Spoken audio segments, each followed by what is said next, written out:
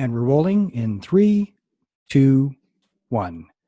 Today on the show, we have the host of Humans 2.0, a top 100 podcast. And to put that into perspective, he is the host of a podcast that is top 100 within roughly 630,000 podcasts worldwide.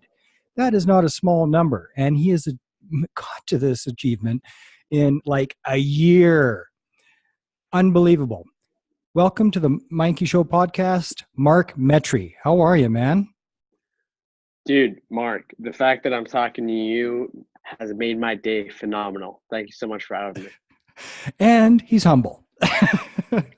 That's fantastic. I've been looking forward to as listening to a 3-minute segment that you had on a like Monday morning motivation or something like that. What was one of them with the background music and all that. But I actually really enjoyed it. I shared it on my Facebook page, and you are a person who improves lives, brother. Like you put pep in the step of quite a few people. My first yeah. Go ahead. Thank you, man. I appreciate that. And ultimately, I think it's about, the person listening that decides to do something. And, one of the greatest things I've learned is that humility is a true sign of success. I'm just contemplating that. I would tend to agree with that. Absolutely. My first question, and it's based on one of you, the postings that you made when you recovered. Oh, are you gone? No, I'm still here. Yep. Okay. You recovered on Forbes.com. That's kind of cool. And cool. That is extremely cool. On mindfulness, from depression to self-discovery and success. There was an article done on you. Could you tell me the before and after of mindfulness? And there's a reason that I'm asking this. What has mindfulness done for you in your life and your business? Yeah. So, I got into meditation about in November of 2016 when, a lot of different things had happened in my life and I was making big strides for transformation. And I consider mindfulness honestly the first day of my life. Up until that point, I wasn't really conscious of my own life. I wasn't really conscious of my thoughts and kind of the alignment that they were in at all. And so, I think once you do pick up a practice like mindfulness, it, begins to show you stuff that's always been in front of you in a different light because you're reworking the internal insights that, you've had since you were a kid. And so for me, mindfulness was just kind of like the missing one of the missing pieces that I need to be myself. What was the tipping point for going, oh yeah, that mindfulness thing I've been hearing about? Was it a particular book, a mentor? How did you fall into that? Yeah. So I had always heard of meditation, mindfulness. I always just sort of dismissed it as a hippie thing. I was always like, oh yeah, meditation is just something that hippies can do as an excuse to just like sit around and do nothing and go like and just kind of like that stereotypical, BS crap. But it started changing my mind when, I just started to look into how, people like Oprah Winfrey and like LeBron James before a game meditated. And I just like started to look into like how all these, amazing people in the world are actually utilizing it and claiming it to their advantage. And so that, I believe, began to set it. But honestly, man, for me, like the biggest change that I did that really started me on my journey was my food. Because up to that point, I had kind of like fell down the slope, like the article had talked about it. I had gotten a little bit depressed. I had gained a lot of weight. I was over like 200 pounds. And I just kind of like fell down the slope, and I used, food as sort of like my addiction. And when I started to eat healthier, when I started to improve my nutrition, I started to gain energy to different areas of my life. And I think when you gain more energy, you know, you're no longer sort of like on the default kind of track. Because for me, I didn't know it at the time, but I had very low energy. I had a variety of physical chronic illnesses that eventually led to the decline of my mental health when I was pretty young. And when I started to eat better, I started to gain more energy, more access to grow and unlock just different areas of myself and of my life. And when you're in that state, you're always like, all right, what new thing can I do? What new habit can I pick up? And so that's kind of how it started for me. So for eating healthy, that means a lot of different things for different people. Last year, I went Mhm. on the keto diet, which was actually awesome. It Mhm. was very heavy though, but I dropped 20 pounds in a month, which I've never done before. I've never even attempted to do that before, but it happened. And the clarity of thought was very much improved. I liked the way I was thinking. I liked the way, but it was such a heavy diet. Even though the doctor said my blood tests looked awesome, I did not keep it up. It's not a cheap diet either, the keto diet. So for yourself, is it more about a diet? Is it about foods that you've added, or is it about foods that you've removed, or a bit of both? Like, what is diet for you? Yeah, that's a fantastic question, man. Um, so first off, I want to say this. I don't believe in a universal healthy diet. I don't believe that everyone should go keto or whatever it is, gluten free or dairy free or meat free or plant based or whatever. The only universal factor is the fact that humans should not be eating processed crap. You Mhm. shouldn't eat something that comes from a bag where you flip over the ingredients and it has a bunch of ingredients that you don't recognize, because if you don't recognize them, neither will your body. So aside from that universal fact, I don't believe in a universal healthy diet. Well, if it And says so on the ingredients may contain, that's a bit of a flag. Like, what do you mean may contain? You don't know for sure? It may contain. Sorry, I cut you short. yeah, no, it's fine. Uh, yeah, so for me, man, so I started off with the bulletproof slash ketogenic diet, and it definitely helped me out compared to the bags of Sour Patch that I was eating beforehand, and the mental clarity that I gained from ketosis is definitely something that I recommend for everybody at least to try sometime in their lifetime. But honestly, I've now come down to the thought process of, you know, if you just kind of like take a step back and you look at what human beings are, your human genome, your DNA only expresses about 20 to 25,000 human genes. Yet, if you talk to a lot of researchers, you talk to a lot of the cutting edge scientists, they're now saying that we have this thing called the gut microbiome. It's in like a bunch of different headlines now. A lot of people are talking about it. And it's basically the bacterial ecosystem that each one of us has. And so what they're saying is that if you actually look at our DNA, 20,000 is human, but over 2 to 20 million genes are expressed from bacterial DNA. And so if you really think about it, we are human. We're mostly bacteria.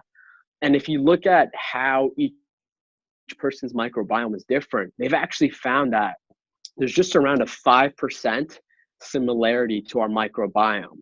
And that highly influences what we're able to eat, what we're not able to eat. So there are people out there that are eating all the healthy foods like kale, almonds, spinach, I don't know, sweet potato, broccoli, and those foods could be the things that are actually causing inflammation in their body that's actually going to create a chronic illness for them in the future.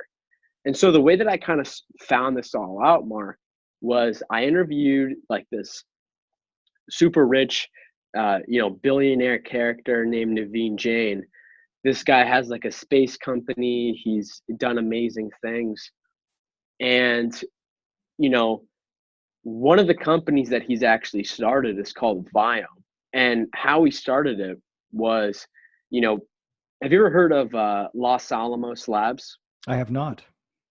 Yeah, so it's famous for, you know, that's where the government invented the atomic bomb in the Okay. US and in New Mexico. And they actually developed this other tool in case of a bioterrorist attack. And this tool is able to look at a organism, look at a body cell by cell, and understand what exactly is going on inside and exactly what is making that thing sick in case of, you know, a chemical agent gets dropped in a city and they need to understand exactly, you know, who's sick, how. And so Naveen Jain saw this technology and he was like, wait, if I could take this tech and I could use it to find out how people are sick, I could also reverse engineer it to get people to be healthy. And so this is the world's only functional microbiome test. All the other ones that, you know, you look up and Google, those are all BS crap. All those genetic food tests that are out there, those don't mean anything. They're not realistic whatsoever. And so for me, I did Viome and it's completely changed my life. It So how gives do you spell you that? Viome. And the thing about it is that it gives you this very, very precise food list of things to avoid and what to eat, what to minimize in your diet, and what are like your superfoods. What are things to really focus on? And just like as an example, for me, the foods that I should not be eating at all, which are almonds, which I was eating almost every single day, Mhm. pistachios, oats, and lobster. And, you know, I'm not saying that any of those foods are unhealthy, but they just happen to be unhealthy for me. And what happens is when you work on your microbiome, when you work on your nutrition in this aspect, your baseline happiness, energy, productivity, your ability to focus, your sleep, all of those things begin to work better because when you take care of the little gut bacteria in your body and you keep them happy, they keep you happy. And so that's kind of like my spiel on kind of like a healthy diet. Well, without that, without the energy levels, you just don't have the oomph for anything. You would, in that Forbes article, talked about you suffering from depression at one point, and that's something that I understand. I'm a combat veteran, and the PTSD, as a result, one of the offshoots of PTSD or the complications of it is depression. It's no fun, and when you are struggling to get out of bed in the morning, it's tough to get anything done. Yeah, man. Yeah, absolutely. And I think, you know, I think the part of the reason why I got depression was because of, I think it was part of because I wasn't living my higher purpose, my higher fulfillment in life. And I also think a big part of it was the food. And you know, I think there's a lot of people out there, man, that are, um, you know, living their lives and they're just eating a bunch of crap and they get depressed. And I'm not trying to say that's the case for everyone, but I think it definitely is in a world where, um, you know, there's a 7-Eleven on any corner and you can, um, you know, just sort of, sorry, just 1 second. And you can sort of, you know, just buy like a bag of Pop Tarts and put these things in your body that I believe were really never meant to be there. Does that make sense? Well, Pop Tarts are definitely not meant to be, and that's definitely something that has the words "may contain" on the package. That's, May contain cancer. yeah, may contain cancer, may contain. They have no idea what's in there. Um, just switching gears a little bit, I wanted to ask your on your Facebook page, you'd posted some Gary V stuff that I really enjoyed.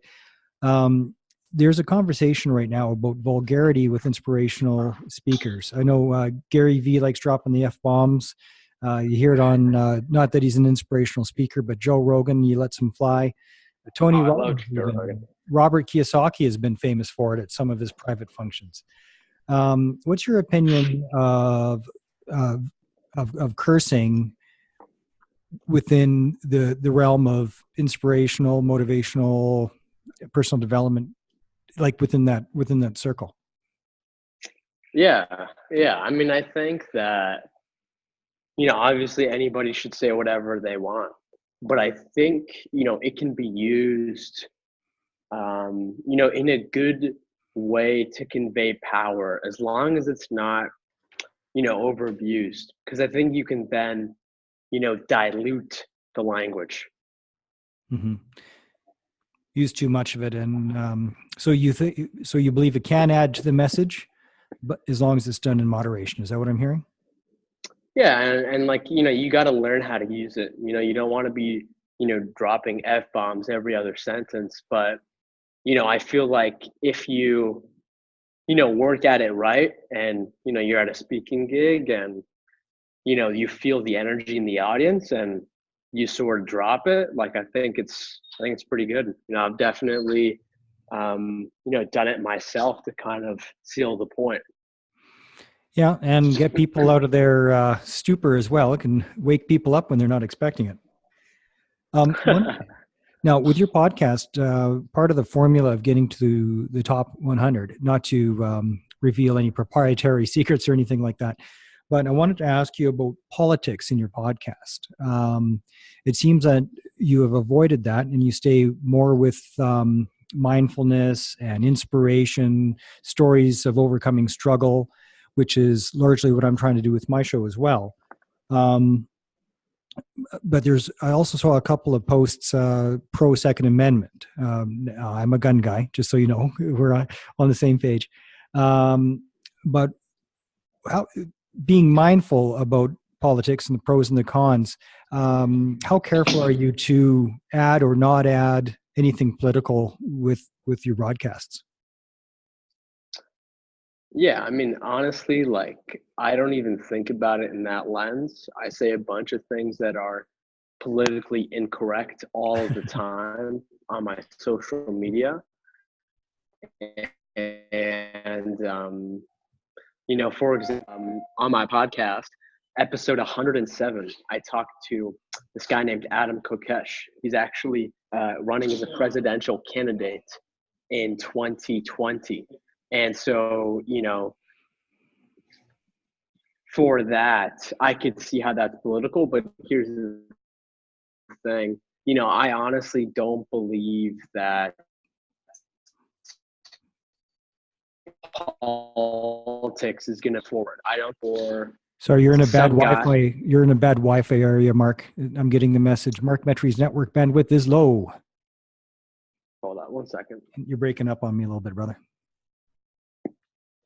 How about now? Still has the message, but you sound good. Oh, there you go. You're all better. Okay, cool. Yeah. So anyway, so I was saying that, I personally am not a fan of politics. I personally don't think that politics is going to move the world forward. I definitely think it can be used as a tool. I'm not saying we ignore it, but I don't think, it's a matter of, you're going to get all your wishes fulfilled in life if you vote for some guy that lives thousands of miles away from you and then does stuff based on your best intentions.